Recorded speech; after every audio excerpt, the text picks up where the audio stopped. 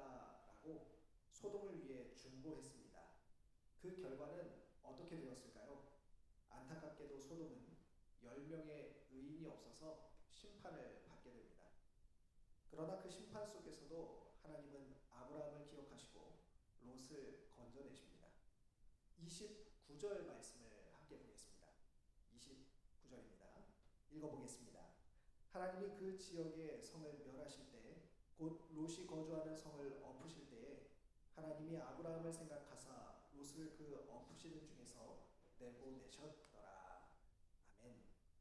오늘 말씀은 아브라함을 떠나 비옥한 땅으로 가서 거주했던, 소돔성을 선택했던 롯과 그의 가족들이 심판받는 소돔성을 빠져나오는 장면입니다. 이들이 어떻게 소돔을 탈출하게 됐는지, 그리고 그 과정을 통해서 하나님은 오늘 우리에게 무엇을 말씀하시는지 함께 살펴보고자 합니다. 여러분, 그리스 신화에는 우리가 잘 알고 있듯이 미다스의 손 이야기가 등장합니다. 미다스 왕은 자신이 손으로 만지는 모든 것이 황금으로 변하는 능력을 얻게 됩니다. 처음에는 이것이 엄청난 축복으로 여겨졌습니다. 무엇이든지 손 대기만 하면 엄청난 값어치를 가진 황금으로 변하기 때문이지요. 얼마나 대단한 능력입니까? 그래서 우리가 흔히 누군가를 두고서 저 사람은 손대는 일마다 잘 된다 라고 할 때 미다스의 손이라는 표현을 쓰기도 하지요. 손대는 것마다 성공하고, 손대는 것마다 돈이 되고, 손대는 것마다 결과가 잘 나오는 사람이라는 뜻을 가지고 있습니다. 그런데 신화 속 미다스에게 그 능력은 결국 축복이 아니라 저주가 되고 말았습니다. 그가 음식을 만지자 음식도 황금이 되었습니다. 물을 만지자 물도 황금이 되고 말입니다. 더 이상 먹을 수도 마실 수도 없는 삶이 되고 만 것이죠. 그리고 결정적으로 그가 사랑하는 그의 딸을 안게 되었을 때 딸마저 황금으로 변해버리고 말았습니다. 처음에는 손에 닿는 모든 것이 황금이 되는 일이 축복처럼 보였지만 결국 그것은 자신의 가장 소중한 것, 가장 사랑하는 사람의 생명을 잃게 만드는 저주가 되고 만 것이죠. 여러분, 이 신화가 우리에게 이야기하는 것은 무엇일까요? 과유불급이라는 내용도 있을 수 있겠지만요, 저는 좀 다른 방향에서 생각해 보고 싶습니다. 우리는 모두 다 손으로 무언가를 잡으면서 살아가는 존재입니다. 돈을 잡으려 하고, 성공을 잡으려 하고, 안정을 잡으려 하고, 사람들의 인정을 잡으려 합니다. 사람을 잡으려 하고, 미래를 잡으려 하고, 내 인생의 주도권을 잡으려고 하죠. 그런데 중요한 것은 무엇을 잡느냐에 따라서 그것이 축복이 될 수도 있고 우리에게 저주가 될 수도 있다는 것입니다. 하나님이 주신 것을 믿음으로 붙들게 되면 그것은 감사의 제목들이 됩니다. 그러나 하나님보다 더 사랑해서 붙들게 되면 그것은 우상이 되고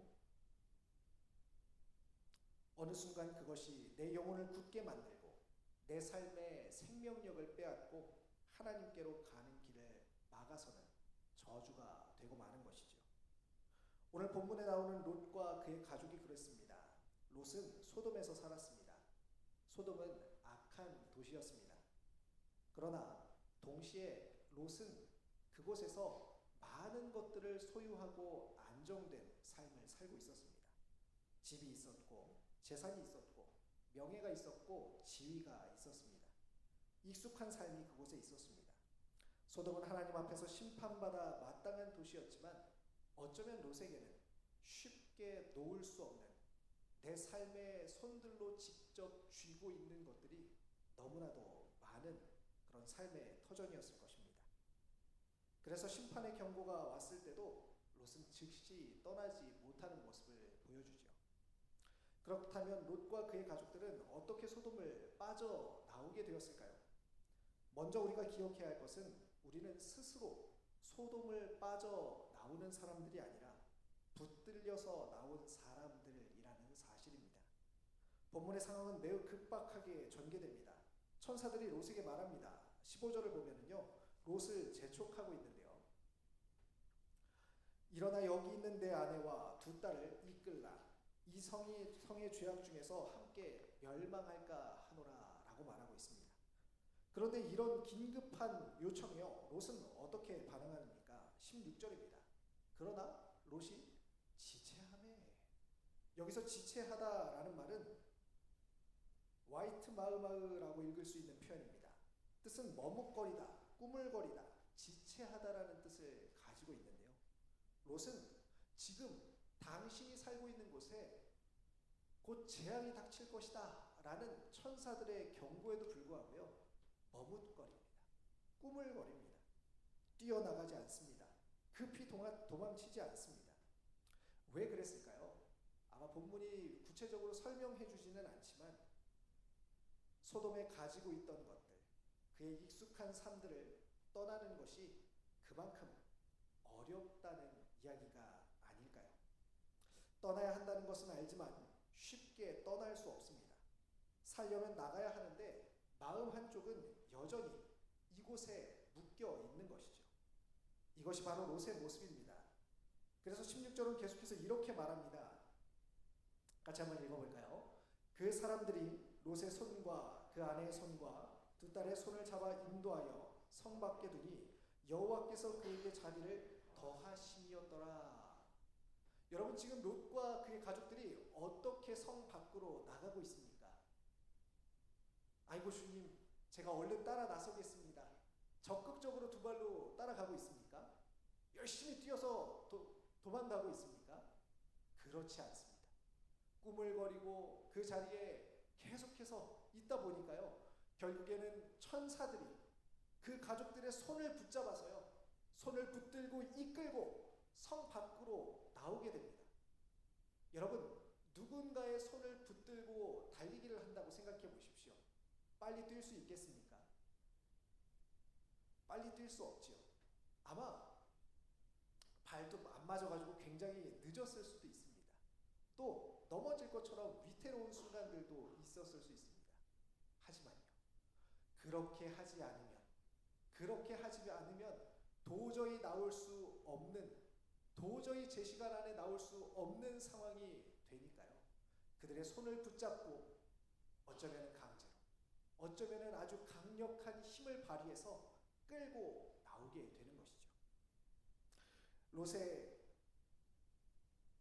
롯은 걸어 나온 것이 아닙니다. 스스로 탈출한 것이 아니라 붙들려 나왔습니다.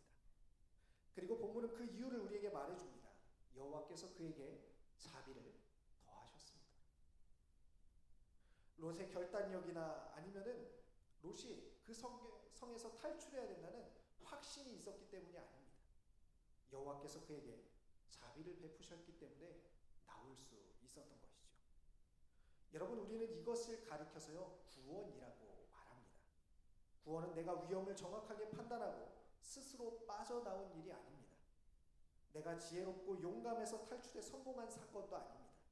하나님께서 머뭇거리고 있는 나를, 어쩌면 위험을 인지하지 못하고 있는 나를 붙잡아서 끄집어낸 사건이 바로 구원인 것이죠. 그런 점에서 여기 앉아 계신 여러분들은 모두 하나님께 붙들려 나온 사람들입니다. 내가 신앙생활을 선택한 것 같고, 내가 하나님을 붙잡은 것 같고, 내가 예배 자리에 선택해서 나온 것 같지만 사실은 하나님께서 우리의 손을 붙드셔서 여기까지 인도해 오셨다는 것입니다. 내가 하나님께 손을 뻗은 것보다 하나님께서 먼저 내 손을 붙드셨습니다. 그렇다면요, 우리는 그 하나님의 손을 붙들고 대체 어디에서 나온 사람이란 말입니까? 어떤 나쁜 장소에서 나왔다는 의미가 아닙니다. 죄와 죽음에서 붙들려 나온 것이지요. 자기 중심적인 욕망에서 붙들려 나온 것입니다. 하나님 없이도 잘 살 수 있다는 그런 교만에서부터 붙들려 나온 것입니다. 세상의 성공과 인정과 쾌락이 나를 살게 할 것이라는 그런 거짓말로부터 붙들려 나온 것이죠. 그런 점에서 소돔은 단지 고대 시대에 있었던 한 도시의 이야기가 아닙니다. 오늘 우리 안에도 이와 같은 소돔 성들이 자리하고 있습니다. 하나님 없는 번영, 왜곡된 욕망, 폭력과 불의, 자기만족과 교만이 가지고 있는 그런 것들이 도사리고 있는 도시가 바로 소돔입니다. 어쩌면 이와 같은 도시들은요, 눈에 보이는 형태와 사회 구조뿐만 아니라 우리 마음 가운 한켠에서도 그러한 성과 도시들이 쌓여 있을 수도 있다는 것이죠. 겉으로는 풍요로울지 모르지만 그 안에는 사람을 살리는 생명이 없습니다. 하나님 없이도 충분히 살 수 있다고 말하는 도시, 욕망을 정당화하고 악한 약한 자의 부르짖음을 외면하는 그곳이 바로 소돔인 것이죠.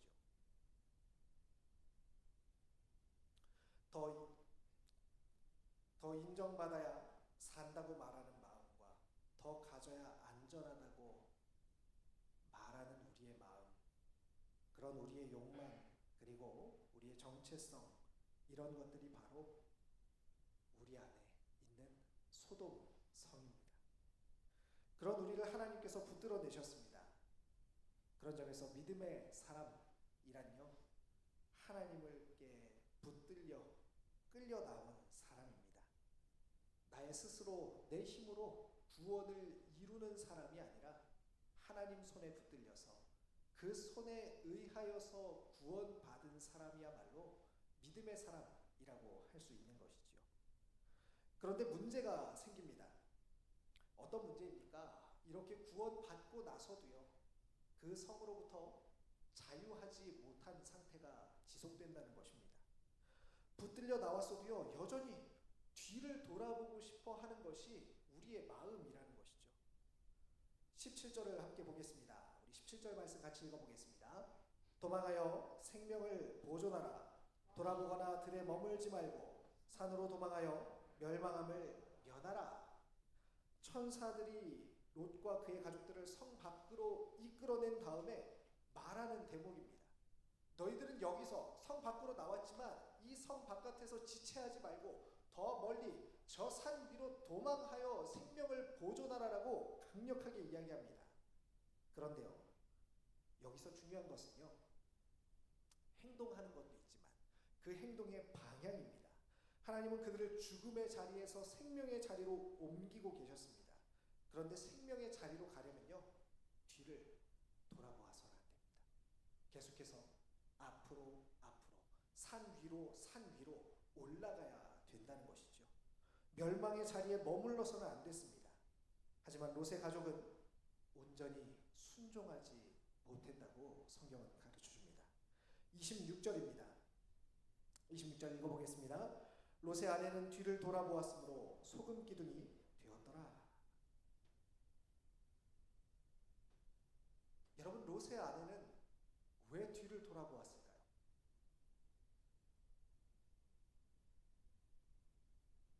본문은 그녀의 마음을 자세하게 가르쳐주지는 않습니다. 그러나 문맥상 이것은 단순한 호기심으로 고개를 한번 돌렸다라는 말은 아닐 것입니다. 여러 차례 그리고 끊임없이 그곳을 돌아볼 수밖에 없는, 돌아보게 하는 마음이 그녀를 사로잡고 붙잡았다라는 의미로 해석할 수 있습니다. 떠나온 소돔을 향한 마음의 방향이 여전히 그녀는 생명이 아니라 그 멸망에 가는 소돔 그곳의 마음의 방향을 두고 있었다는 뜻이죠. 몸은 성 밖으로 나왔지만 마음은 여전히 소돔에 남아 있습니다. 발은 나왔지만 시선은 여전히 멸망의 도시를 향하고 있는 것이죠. 여러분, 이 말씀은 오늘 우리에게도 경고하고 있습니다. 우리도 하나님께 붙들려 나왔습니다. 예배 자리 나왔고 교회 공동체 안에 있으며 복음의 말씀도 지금 이 자리에서 듣고 있습니다. 그러나 마음 한쪽은 여전히 소돔을 향하여서 그 소돔을 그리워할 수 있다라고 말하는 것입니다. 우리의 몸과 마음이 일치되지 않은 상태로 분리되어서 한쪽은 하나님 쪽에 있는 것 같지만 여전히 한쪽 반대쪽은 세상 쪽을 붙들고서 그쪽에 남아있을 수도 있다라고 이야기하는 것입니다. 미다스 왕이 황금을 붙잡으려다가 결국 사랑하는 모든 것을 잃어버린 것처럼 우리도 손에 쥔 것이 많아질수록 더 풍성해지는 것이 아니라 오히려 잃어버릴 수 있다고 성경은 경고합니다. 성공을 붙잡았는데 기쁨을 잃어버릴 수 있습니다. 인정을 붙잡았는데 자유를 잃어버릴 수 있습니다. 쾌락을 붙잡았는데 거룩을 잃어버리게 됩니다. 안정감을 붙잡았는데 하나님을 향한 신뢰를 잃어버리게 될 수 있습니다. 우리는 손에 무언가를 쥐고 있다고 생각하지만 사실은 내가 붙잡은 그것에 끌려다닐 때가 얼마나 많습니까? 물론 우리가 다른 한쪽으로 무언가를 잡고 있다고 해서 하나님께서 우리를 잡은 손을 놓아버리시는 것은 아닙니다. 하나님의 신실하심은 여전히 유효하고 우리를 포기하지 않으십니다. 하지만 오늘 성경의 말씀은요, 우리에게 경고하는 것입니다. 붙들려 나왔다는 사실을 가볍게 여기지 말라는 것입니다. 아이고 주님, 제가 언제든지 놓으면 되지요. 제가 지금 잠깐만 이게 너무 필요하니까 조금만 있다가 상황이 좀 나아지면은 포기하겠습니다. 이런 생각을 하지 말라는 것입니다. 롯의 아내는 소금 기둥이 되었습니다. 생명의 길로 이끌림을 받았으면서도 계속해서 멸망의 자리를 살아가게 되면 결국 우리의 영혼은 생명력을 잃는다는 것을 보여주는 것이죠. 소금 기둥은 움직이지 않습니다. 앞으로 나아가지도 않습니다. 생명의 길을 걷지도 않습니다. 그저 그 자리에 멈춰 서 있는, 모든 것을 다 상실해버린 존재가 된다는 것이죠. 우리도 겉으로는 신앙의 자리에 있는 것처럼 보이지만 더 이상 생명의 움직임이 없는 사람이 될 수 있다는 것입니다. 한쪽은 하나님께 붙들려 있는 것 같지만 다른 쪽은 세상을 붙잡기 위해 손을 뻗다가 생명의 활력을 잃어버린 사람, 몸은 신앙의 자리로 나와 있지만 마음은 여전히 소돔을 향해 있는 사람, 이것이 롯의 아내가 우리에게 보여주는 두려운 경고입니다.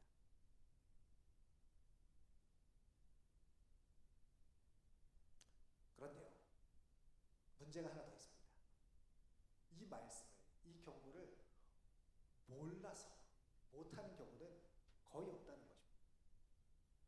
마치 롯처럼 나가야지, 이 자리를 떠나야지, 그 관계를 정리해야지 하는데도 잘 되지 않습니다. 그렇게 몇 차례 반복하다가 주저앉아버린 분들이 계시지는 않습니까? 어려서부터 교회를 다니고 수련회를 정기적으로 참석해 보신 분들은 이런 경험이 있으실 수 있습니다. 회개하고 또 돌이켰는데 여전히 그 다음에 수련회가 되면 똑같은 내용들을 가지고 기도하고 있는 자신을 보게 되는 것입니다. 똑같은, 아니 어쩌면 이전보다 더 낫지 못한 상태가 되어 있는 우리 자신을 볼 때에 대체 나는 어떻게 해야 하는가? 또 이 과정을 다시 한다고 나는 더 나아질까? 라는 좌절과 그런 무기력함이 우리 안에 생기게 된다는 것이죠. 그래서 오늘 본문 속으로 한 걸음 더 들어가 보기를 원합니다. 오늘 본문 29절은 롯이 어떻게 구원받았는지를 설명합니다. 하나님이 아브라함을 생각하사 롯을 그 엎으시는 중에서 내보내셨더라라고 말하고 있습니다. 여러분, 롯은 왜 살아나게 되었습니까? 하나님이 아브라함을 생각하셨기 때문입니다. 롯의 구원 뒤에는 아브라함의 중보가 있었습니다. 그렇다면 여러분은, 저는 누구 때문에 구원받았습니까? 롯의 중보자가 아브라함이었다면 우리의 중보자는 바로 예수 그리스도입니다. 히브리서 13장은 예수님께서 자기 피로 백성을 거룩하게 하시려고 성문 밖에서 고난 받으셨다고 이야기합니다. 히브리서 13장 11절과 12절 말씀 같이 읽어보겠습니다. 이는 죄를 위한 짐승의 피는 대제사장이 가지고 성소에 들어가고 그 육체는 영문 밖에서 불사름이니라. 그러므로 예수도 자기 피로써 백성을 거룩해 하시려고 성문 밖에서 고난을 받으셨느니라.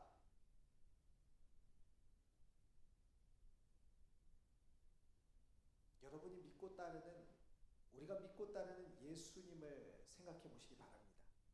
롯은 성 밖으로 이끌려 나왔습니다. 그러나 예수님은 성 밖으로 끌려 나가셨습니다. 롯은 심판의 불길에서 건진받았습니다. 그런데 예수님은 우리가 받아야 할 심판을 자기 몸에 받으셨습니다. 롯은 천사들의 손에 붙들려서 나왔습니다. 그런데 예수님의 손은 군병들의 손에 의해 십자가에 못 박히셨습니다. 예수님께서 이렇게 하신 이유는 우리의 손을 놓지 않기 위해서입니다. 예수님은 우리가 스스로 빠져나올 수 없는 죄와 죽음의 도시로 직접 걸어 들어오셨습니다. 그리고 우리를 생명의 자리로 이끌어내시기 위해 자기 몸으로 심판을 담당하셨습니다. 십자가는 하나님이 우리에게 손을 내미신 사건입니다. 부활은 그 손이 죽음보다 강하다는 선언입니다.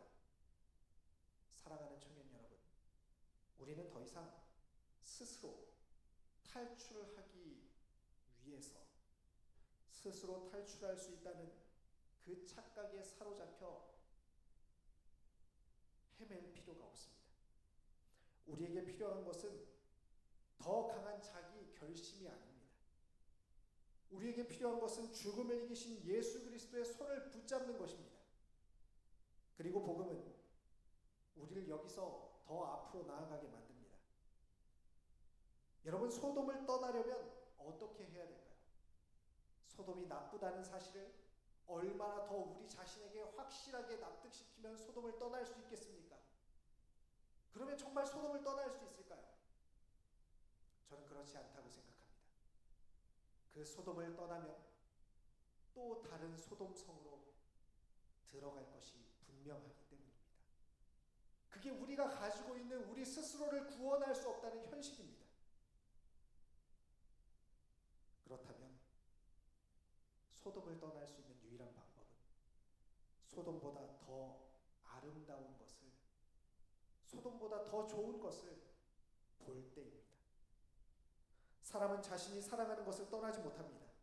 더 큰 사랑을 발견할 때 비로소 떠날 수 있게 되는 것이죠.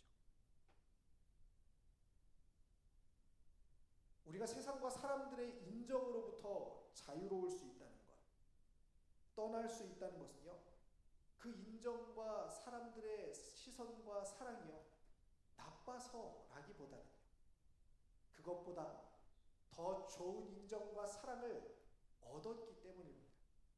우리가 돈과 성공의 우상에서 벗어날 수 있는 것은요, 돈과 성공이 위험하다는 것을 알아서만은 아닙니다.